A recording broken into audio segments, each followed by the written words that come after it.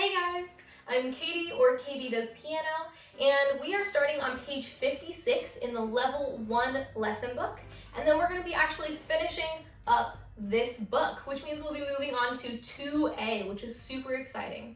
So first thing we need to do is on page 56, it's actually introducing a new finger scale, and that is G finger scale. So we've been primarily playing in C finger scale, but now you're going to be starting on G. On page 56, it's just introducing the 3 different Gs that you're going to be playing, and then you've got some warm-up scales on page 57.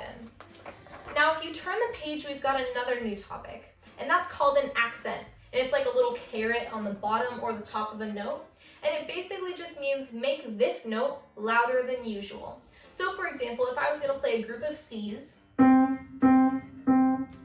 if I was to put an accent on one of them, it would sound like this. So you can see one of them just sounds a little bit more important or a little bit more loud than the rest. So on page 58, you've got a song to just cover that for you. And then on page 59, you've got one new topic, which is called an upbeat. An upbeat is basically just one beat of a measure that's put at the beginning to kind of like lead us into a piece. And you can see that it actually takes the beat out of the last measure. So your last measure will therefore only have 3 beats instead of 4, because it's basically just borrowing that beat for the beginning. As you can see, there's nothing new on the page besides that. It doesn't make your song sound any different. It's just a different way of writing music. Make sure that you check out my playlist for me playing through these songs. They're a bit more complicated, so I want to make sure you have the feel and how they're supposed to sound down before you start playing them.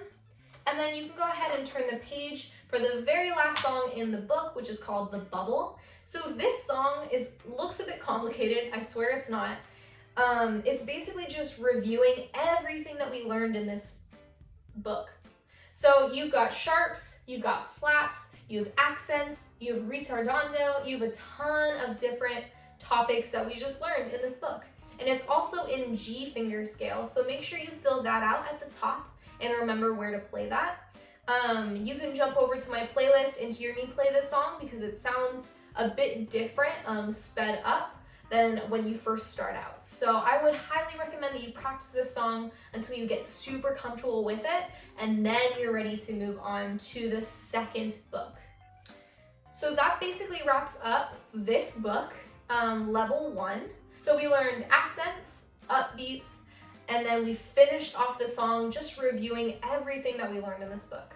If you turn the page to page 63, you can see it's just something super simple for a warm-up. I usually don't assign this to my kids, but if you're feeling like you need something a little bit extra or something just to like warm up your hands and your eyes to reading music, then I highly recommend that you go through page 63 and get really comfortable with those exercises.